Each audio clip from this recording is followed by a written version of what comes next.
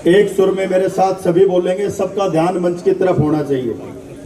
बोलो सत साहेब, सत साहेब। बहुत ही सम्मानीय किसान सभा के हरियाणा प्रदेश के अध्यक्ष और जिनके तत्वाधान में आज ये सम्मान समारोह किया जा रहा है, हमारे बड़े भाई दिलबाग हुड्डा जी और मंच पर सभी किसान नेता और सतलोक आश्रम की पूरी टीम का मैं मेरी तरफ से, टीम नरेश यादव की तरफ से, ग्राम पंचायत ढाणा खुर्द और जो 12 से ज्यादा सरपंच मेरे साथ आए हैं उन सब की तरफ से आप सभी के चरणों में वंदन करता हूं, महाराज जी के चरणों में वंदन करता हूं। साथियों, सबसे पहले तो आज 2-3 बातों में ही जिन भाइयों के मन में थोड़ा बहुत कंफ्यूजन रह रहा है दूर हो जाना चाहिए। सबसे पहले तो मैं आपसे बताना चाहता हूं कि यहां बोर्ड के ऊपर लिखा हुआ है सतलोक आश्रम। सतलोक आश्रम का मतलब बहुत जल्द आप लोगों को समझना पड़ेगा। आपने देखा होगा पूर्व में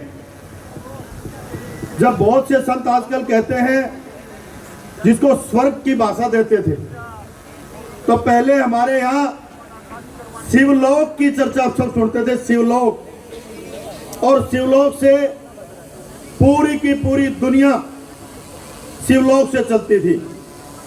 और आज मैं इस मंच पे गर्व से कह सकता हूं, महाराज जी के कार्यों को देखते हुए कह सकता हूं, और कार्य भी कैसे कैसे कि किसान, आपदा में डूबा हुआ किसान, उससे बड़ा कोई गरीब नहीं होता।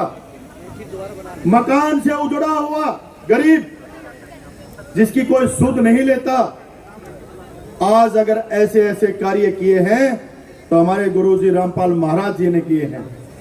और सोचियो भाइयों सोचना एक बार, जो गुरुजी जेल में बैठकर आपका इतना ख्याल रखते हैं, जिस दिन वो साक्षात आपके सामने होंगे, रूबरू होंगे, इस धरती के ऊपर कलयुग नाम की चीज खत्म होकर स्वर्ग की स्थापना हो जाएगी।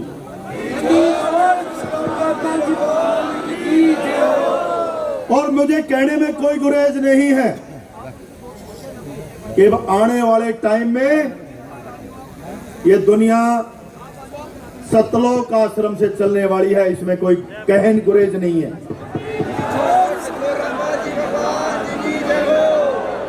साथियों, आज से 6 महीने पहले, 8 महीने पहले होगा, मुझे हमारे बड़े भाई वीरेंद्र भाई के, मेरे बड़े भाई कुलदीप हैं, वो वीरेंद्र भाई साहब के साथ बैठते हैं।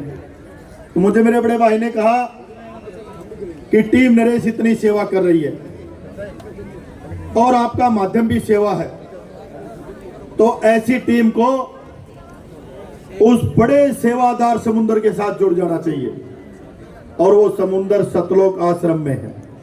बंदी छोड़ सतगुरु रामपाल जी महाराज की। और उसी दिन से हमने फैसला लिया कि जितनी भी सेवा टीम नरेश चाहे शहीदों के लिए, जमींदारों के लिए, गरीबों के लिए कर रही है, अब उसका पूर्णतः विलय सतलोक आश्रम में किया जा रहा है। बंदी छोड़ सतगुरु रामपाल जी महाराज की। मुझे धनाना धाम में जाके गुरुजी के दर्शन करने का मौका मिला और वहां की व्यवस्था देख के इतना मन प्रफुल्लित हुआ, इतना दिल के अंदर शांति मिली, क्योंकि जिसका भाव सेवा के लिए होता है और जब उसको सेवा होती हुई और इतना जबरदस्त शांत माहौल, अनुशासन, सारे डॉक्टर की सुविधा, सारे गरीबों के भोजन की सुविधा, सारे गरीबों के लिए, भक्तों के लिए सोने की सुविधा। संतों ने तो बहुत आगाज किए हैं, बहुत भगत हुए हैं, मैं इस मंच से किसी की बुराई नहीं करना चाहता, लेकिन मैंने एक बात सुनी थी कि आज तक जहां भी मंदिर गुरुद्वारे जहां भी बने हैं, जहां से भी चीजें हुई हैं, सब अपने अपने तरीके से जितने भी संत हैं, मुझे लगता था कि वहां तो लोगों के जाने से वहां तो सिर्फ ऐसा करना पड़ता है, लेकिन सतलोक आश्रम से और रामपाल महाराज जी ने दुनिया के अंदर ये मैसेज दे दिया है कि अगर कोई संत इस दुनिया में है जो गरीब का और मेरे किसान का ध्यान रखता है तो वो सतलोक आश्रम से रामपाल महाराज जी हैं। बंदी छोड़ सदगुरु रामपाल जी भगवान जी की जय हो। और मेरे किसान क्यों आज रामपाल महाराज जी का सम्मान कर रहे हैं? किसान तो वो व्यवस्था है, वो जब भी बाजार में जाता है अपना 50 किलो बीज लेके आता है और 50 किलो बीज लेके आता है और मेरे गरीब तक अन्न का जो एक एक दाना है उस 50 किलो अन्न को 6 महीने के अंदर अपने खून पसीने से 50 मण बना के आप सब जनता की भूख मिटाने का काम करता है किसान।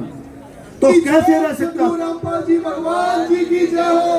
जब 50 किलो का कर्ज मेरा किसान नहीं रखता, जब 50 किलो लाए हुए अनाज से 50 मण अपने खून पसीने से कमा के और आप लोगों की अन्न की व्यवस्था कर सकता है, तो वो रामपाल महाराज का धन्यवाद करने से भी दूर नहीं रह सकता। बंदी छोड़ सदगुरु रामपाल जी भगवान जी की जय हो। मेरा किसान तो कभी किसी का रखता ही नहीं है, क्योंकि उसकी आदत तो 50 किलो से 50 मण बनाने की है। तो मेरे गुरुजी ने इतना बड़ा पुण्य कार्य है जो गरत में प्राकृतिक आपदा से गरत में जाते हुए मेरे किसान को भगवान की तरह इस धरती में जैसे भगवान आते हैं एकदम आपदा के ऊपर, ऐसे आके रामपाल महाराज जी ने मेरे किसानों की जो दुर्दशा थी उस दुर्दशा से इनको बचाया। तो मेरा किसान भी धन्यवाद करने से दूर नहीं रह सकता। बंदी छोड़ सदगुरु रामपाल जी भगवान जी की जय हो। और जितने भी मेरे किसान भाई आज आए हुए हैं, रामपाल महाराज जी का ये सम्मान, आज ये सम्मान कोई हमने बहुत बड़ी चीज नहीं की, जो रामपाल महाराज जी ने हमारे लिए किया है। उन्होंने अकेले किसान को नहीं बचाया, अगर किसान मर जाता, उसकी फसल मर जाती, तो इस दुनिया का मरना निश्चित था, क्योंकि अन्न के बिना तो दुनिया ही अधूरी है। बंदी छोड़ सदगुरु रामपाल जी भगवान की। कैसे कह सकते हैं कि सिर्फ किसान की फसल बची?